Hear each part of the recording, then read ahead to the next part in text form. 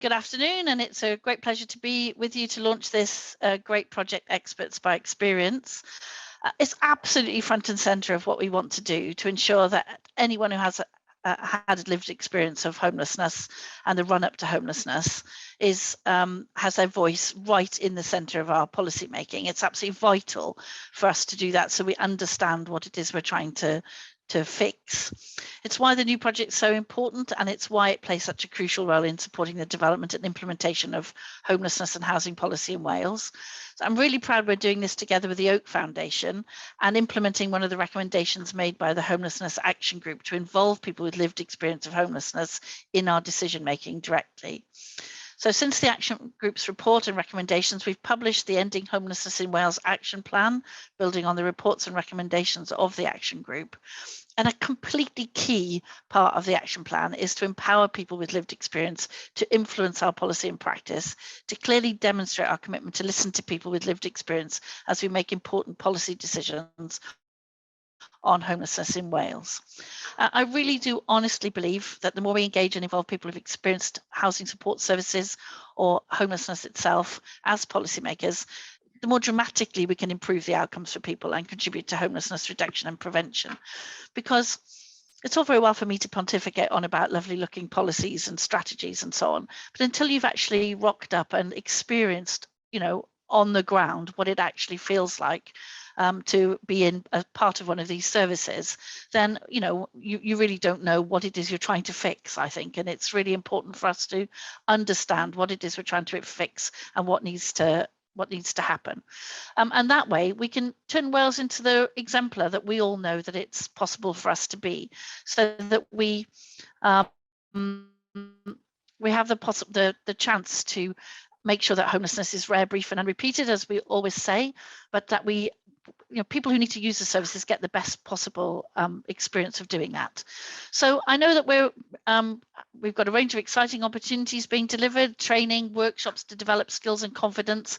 I really want to encourage people to take those up and to make sure, and I know this from talking to people a lot anyway, to make sure that they feel supported in coming forward to give us their skills and their knowledge, and that they don't feel in any way that they aren't able to contribute. So it's really important to get those opportunities to ensure that your confidence is bolstered in that way. And the other really great opportunity is for two people with lived experience to sit directly onto our Ending Homelessness National Advisory Board.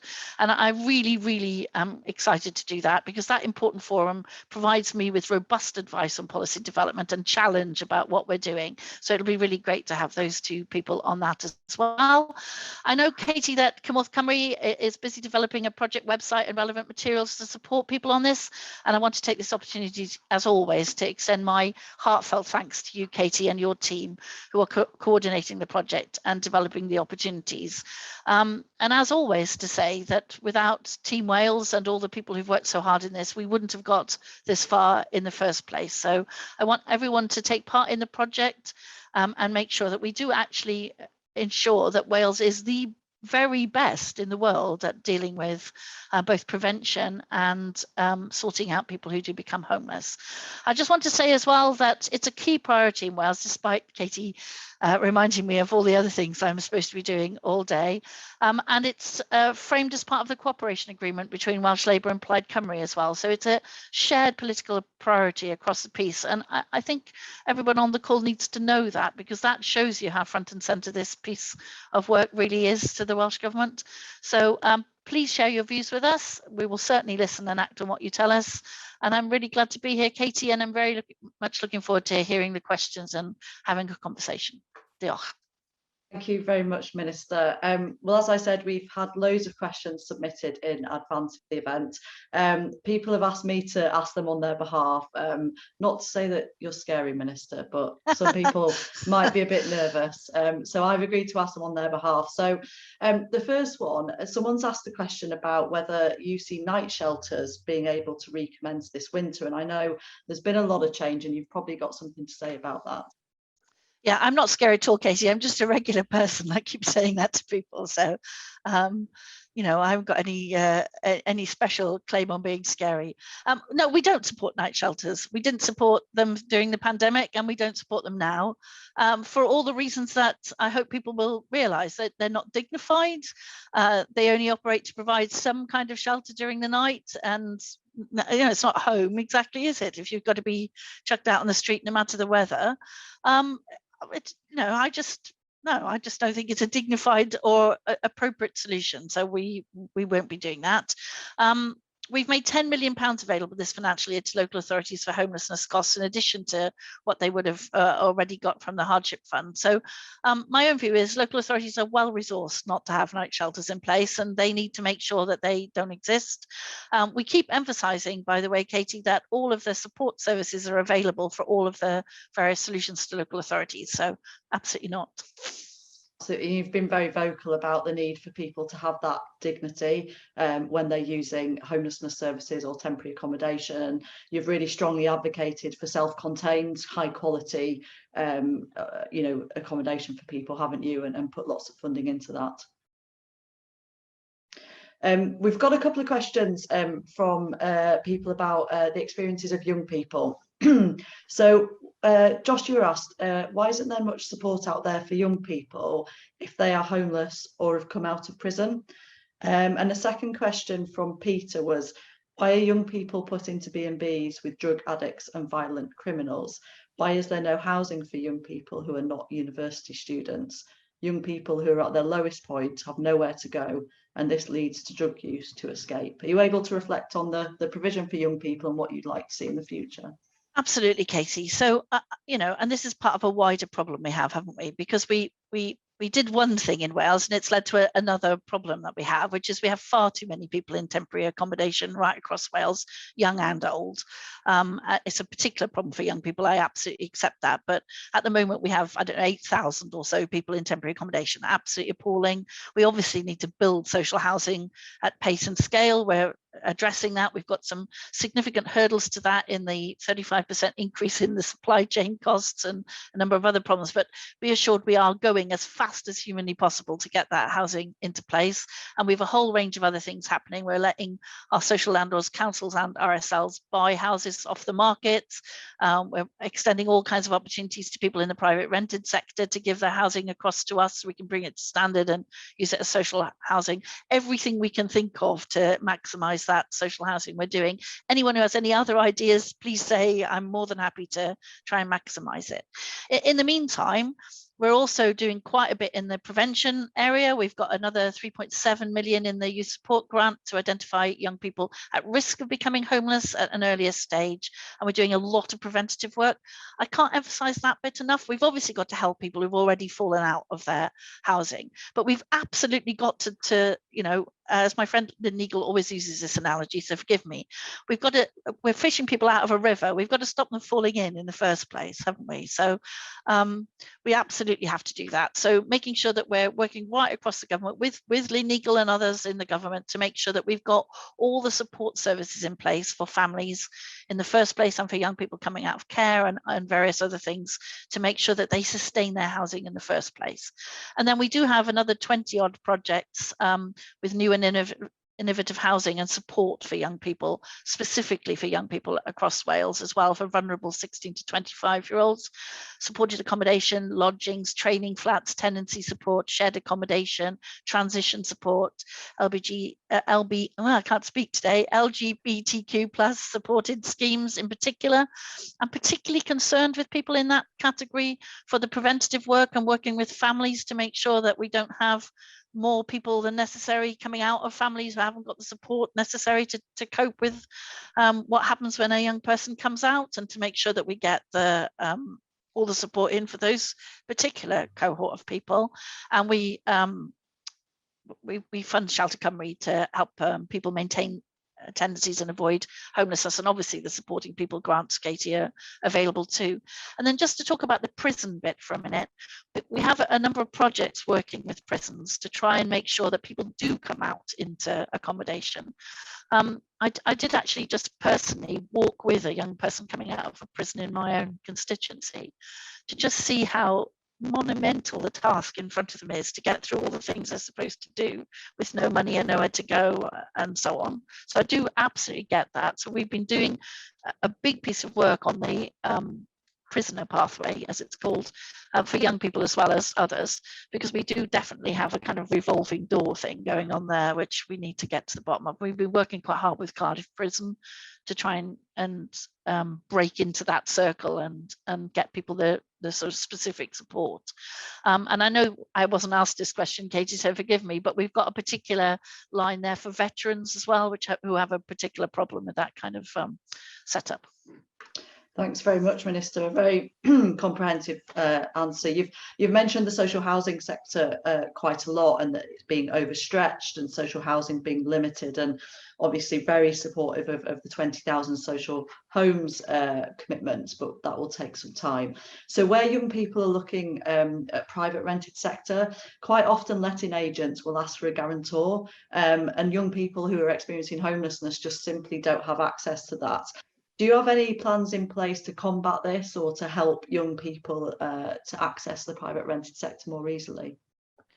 Yeah, so this is a huge problem, and also the escalating rent situation is a big problem for us, and we haven't got all the levers I'd like to have for this. So we've done a couple of things. I've probably mentioned one of them already. So we've got this thing called Leasing Scheme Wales, where basically we're trying to persuade private sector landlords to hand their houses across to us. We guarantee the local housing allowance to them with no gaps or anything all the way through, and it's quite a good proposition for landlords. And then we help them bring the houses up to our standards for social housing, and that allows us to rent the house out as if it was social housing, even if it doesn't quite meet the space standards and so on. So we've been really successful in doing that. We've got 15 local authorities now on board saying they want to do that in their area, and we're working to make sure that we've got all 22. So I'm really keen to do that. We're also about to implement renting homes, I hope, at long last, which will fundamentally change the picture for renting in Wales, you know, as people swap across onto that. So I hope we'll be able to do something with that as well. And the biggest thing of all we're doing, of course, is building social housing as fast as we can go, so people don't have to rely on private rented sector. It's very, very complicated, and I don't want to underestimate this, but I'm really happy to talk about it. It's really complicated to change things like requests for guarantees and so on, guarantors, but I'm really happy to look at how we can help other organizations become the guarantor for young people going into private rented, because I don't see any reason why we shouldn't have a look at that. And then just to mention, I know this seems like a world away if you're homeless, but just to mention that we're also working with a couple of the big lenders to get people's good rent record to be taken into account when they're applying for mortgages, especially for shared ownership properties, because it seems to be completely invidious that you're also expected to save to come up with a deposit once you are in permanent rented. That's, you know, as I say, it's a world away from being homeless, but the fact that you've managed to pay your rent for 5 years at a higher level than your mortgage would be doesn't seem to count, which has always seemed to me to be completely ridiculous. So just to say, we're having that conversation with a couple of the more sympathetic lenders as well, just on the other end of the scale. So that's where we are with that. I do meet very regularly with the National Registered Landlords Association, so I do bring up with them this whole issue about very large deposits being requested and guarantors, and also, if I might just say so, discrimination against people on benefits and so on. So working with Rent Smart Wales to see if we can stop landlords saying that they won't take people on benefits and so on. Brilliant. That's really great to hear about the diversity of things that you're exploring there. Thank you, Minister. We've got a question now which I think reflects on issues around some of the barriers that I mentioned earlier on in this meeting, such as priority needs. So one person has asked, why are single males who are on the wait list often housed after others? For example, other women who have joined the housing list at a later date. And I guess, you know, I think that's sort of reference to priority need, isn't it? So we don't have enough housing historically, so we've got a system of rationing, and some people are deemed more vulnerable and therefore given priority. But this is one issue that you're planning to look at over the next year or so, isn't it? And think about whether we might be able to do away with that. And also, we've done a bit of work during the pandemic on that, haven't we? Exactly. So I'm not at all a fan of priority need or intentionality or any of the other things. In the pandemic, we showed that we can actually run services without it. Although, as I say, we have now got a large number of people in temporary accommodation, which we need to address. So, Katie, I'm sure you know, but to tell everyone on the call that the consultation opened on the interim measures on Monday, the 9th of May, to remove priority need, intentionality, while we work on the longer term goal of just changing the homelessness legislation entirely in Wales. So we are determined to do that this Senedd term, but it takes a little while to put the white papers and all the rest of it out and get the draft bills going and whatever. I know it's frustrating, the speed at which governments work. Trust me, I'm as frustrated as everybody else. So I was very determined not to go back to the old system. So we put the consultation out on this interim measure, which just basically adds everybody into the categories effectively, while we sort it out in a much more lasting and permanent fashion. And so I hope the white paper will then be coming out end of this year, beginning of next year, to change the landscape completely and completely do away with this. So everyone gets housing services. And I mentioned earlier that we're committed to working with the expert panel developing that legislation to make sure that people involved in this project can have their voices heard throughout the process, and make sure they're influencing it. So we've got a couple of other questions now. So one person has asked, what is Welsh Government doing to get organisations to open up recruitment for people with lived experience? Yeah, so we work all the time on this. So I'd really be interested, Katie, to see what comes out of this project for what those barriers actually are. So as far as I'm aware, we've got an agreement from all the local authorities and public bodies across Wales not to discriminate in this way and not to assume that somebody who's experienced homelessness isn't going to be a good employee. And just to say openly that my view is the exact opposite, by the way, of that. But anyway, and there's an opportunity, I think, to work with Business Wales and with the economic contract, as we call it. So if you receive Welsh Government funding, you're asked to sign up to the economic contract in Wales. I think there's definitely a place in that economic contract for anti-discrimination. So, people with a prison record, for example, that's not germane to the job that they're looking at, or people with experience of care or homelessness or whatever. I don't understand why that would be of any interest to anyone who's looking for an employee. So I'd be really happy to speak to Von Gethin about how we could include that kind of anti-discrimination in recruitment into that economic contract. We already have ethical supply chain notes and so on. So when we're procuring things, any firm that's got any kind of blacklist for trade union activity or other activity isn't allowed to be part of a public procurement regime. So again, we can have a look at making sure that firms who have discriminatory employment practices can be picked up in that. Definitely. And one of the things that we're working with the Welsh Government on at the moment is a campaign to increase recruitment to the homelessness and housing support sector. And one of the things that we've talked about in that group is how brilliant people with lived experience are as support workers, because they bring such valuable expertise, some brilliant values and passion to it. And we want to make sure that people feel confident to go for jobs in this sector. And I've met many people with previous lived experience who've been fantastic support workers. Absolutely. So that's a message out to everyone to keep your eyes out for that campaign, because we'd love to, when you're ready and you feel right for it, if you want to be a support worker and join the sector, we'd absolutely love it. Just looking through some of the questions, you've answered some of them. I guess one thing that probably you can't do a huge amount about because it doesn't sit with the Welsh Government, but universal credit, really, really tricky, isn't it, for people trying to access private tenancies in particular, with the limits on the housing rate, and your reflections really, although it's not within your power, maybe your feelings on that and what you try to do in terms of your representations to the UK government. Yeah, so we've continually complained at the UK government about, well, just the state of universal credit, the removal of their uplift over the pandemic. It's absolutely outrageous in my view. The sort of sneaky way that they've frozen the local housing allowance as well, which they didn't even have the courage to announce that, really. It was just sneakily frozen.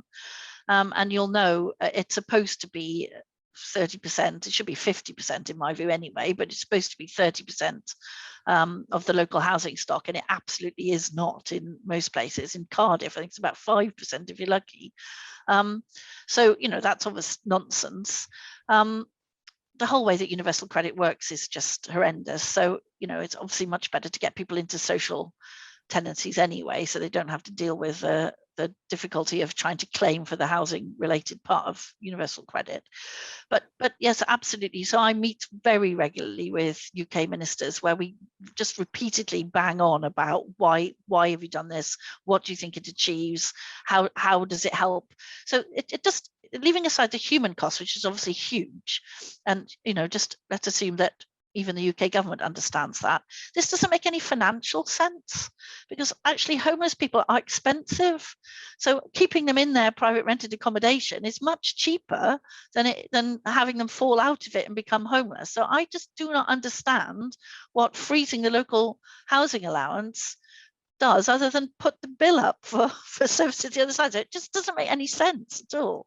So we repeatedly say, well, it doesn't make any sense. And we've sort of sent in worked examples of it not making any sense. But, you know, I despair, really. I just do not understand why they're doing that.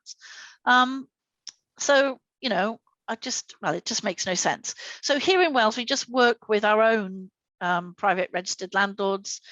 We've got Rent Smart Wales, which has been really helpful, because that means we know where they are, we know where the houses are, which can't be said in England. And so we can work very directly with them to make sure that we address some of that. And, you know, we just carry on with our house building program effectively as fast as we can go. I mean, my absolute aim is to get to the point where if you need a social home, you can have one, because we've built enough to accommodate you, and that we're building them both carbon neutral, so people don't have fuel poverty when they're in them, but also in a range of flexibilities. So everything from a 1-bedroom apartment up to, you know, 4 or 5 bedrooms for expanding families.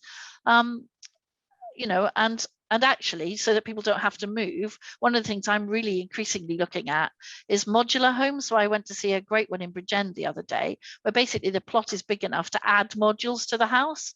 And then, as you know, so as your family expands, as you go into your life, you can get the house to be bigger, and then as it decreases again, as those children grow up and leave, then you can come back down again. You can have a room for a carer or whatever. And those houses are all built with nice wide doors and, you know, stairs that fit for purpose and so on, so that they're homes for life. And I'm really keen on doing that as well. But I mean, we're a long way off having enough of those. That's the truth of it. So we just need to ramp up the build. And of course, building those houses provides green jobs as well. So people should be sure to be coming forward as apprenticeships in some of the big schemes we've got. And just on that point, Katie, so I'm a bit evangelical about this. So a lot of those houses are now built in factories. So people should really look again at construction jobs, because these are not traditional on-site jobs. These are jobs working in factories where the housing is produced in the factory and then transported to site and put up very quickly. So we'd really like to encourage a wider variety of people to get involved in the construction industry there as well. Brilliant, thank you, Minister. 2 quick questions before I know you have to go. So I think this next one will be a quick one. So someone's asked, right to buy. What do you think of the impact of the Prime Minister's proposal to extend the right to buy to social housing properties? What's the line from you here in Wales? Well, that's just bonkers, isn't it? I'm sorry, I just shake my head in disbelief. We will not be doing that in Wales, just absolutely not. We've banned right to buy outright anyway. Yeah, it's just absolutely not going to happen in Wales. Absolutely not. We're keeping social housing social. Absolutely. And finally, before you have to go, Minister, so you've covered so many things. One thing I think that a couple of people raised was the need for 1-bedroom social homes in particular. And another thing someone's asked is, you know, what are the timescales? When can we expect to become less reliant on temporary accommodation? And you've got a kind of 5-year rapid rehousing plan, haven't you? So if you could just address those couple of points quickly, that'd be fantastic. Yeah, so we've got a commitment to build 20,000 homes for social rent over this Senedd term. we know that we've got around 8,000 people in temporary accommodation at the moment. There will be, several more thousand who are in accommodation they'd like to move from because it's not suitable and so on. But the 20,000 should make a significant dent in all of that. We're also working on a whole series of other initiatives that people should know about, which maybe don't look like they're related at first, but they really are. So we're also doing a whole series of initiatives around the number of second homes and holiday lets. So we've got the ridiculous situation at the moment in what's a very broken system, where homeless people are staying in hotels and tourists are staying in houses. So we clearly have some real problems in a market there, don't we? Because we want our tourists to stay in our hotels and we want our people to live in our houses. So we're looking again right across the government at what's incentivizing people to take houses out of residential use and put them into the tourist trade, whereas the hotels are struggling to fill up with the tourist trade and are coming across to us to work with us to temporarily house people. So clearly that's insane, isn't it? Nobody would design a system which was that way around. So we're having a look to see what levers we can do to encourage people to put their holiday lets back into the private rented sector, to give them an income stream, to give them to us ideally, and so on. And also what we can do to incentivize the hotels to do whatever it is that would make them more attractive to the tourist sector and more viable, therefore, and get the demand, if you like, out of the housing market for tourists and back into the hotel trade. So I know that seems tangential, Katie, but actually it's quite a large part of our housing stock in Wales is tied up with that. So we've got a big piece of work going on what we can do to look across the piece at the various tenures and see how we can incentivize the ownership differently. So I hope that will also increase the housing stock. And, by the end of this Senedd term, we'll be looking at a very different Wales. Thank you very much, Minister. Really, really appreciate your time. I know how busy you are, but I know that I could see people nodding away on this call, really appreciating the time that you've taken to share your views in that very open and frank way that you tend to do. So we hope in the future there'll be more opportunities, hopefully maybe in person, for you to see people involved in the project and to continue to listen in to their views, to answer their questions and make sure that they're getting their voices heard here in Wales. That would be lovely, Katie. I'd love to come and do it in person sometime. That would be great. Fantastic. Anyway, lovely to see you all. Thank you, Minister, for coming along today. Bye. Bye now. Okay, everyone. Thank you so much for attending today. We really, really appreciate the time that you've taken out of your days to come and listen to us. We hope that it has been a really interesting and informative session for you. I hope you enjoyed hearing from the Minister and her very frank views on what we need to do in Wales to end homelessness and what we need to not do in Wales to end homelessness. I hope that gives you confidence that your voices are going to be listened to during this project and that they're really, really valued by the Welsh Government. Please do click on the website that we've shared in the chat. Do sign up to our mailing list. We'll be in touch with you one more time after today with all the different links and documents, and then we will leave it up to you to see whether you want to join the project and sign up. But thank you for your time. Thank you, Freya, for a brilliant presentation about the project. Please do get in touch with us at any time on the email address I've put in the chat. We're really keen to hear from you. And a big thank you again to the Oak Foundation, to the Welsh Government for their support, and also to the Minister for taking time out today. Diolch yn fawr iawn. Thank you so much. Enjoy the rest of your day, and we hope to see you all very soon involved in this project.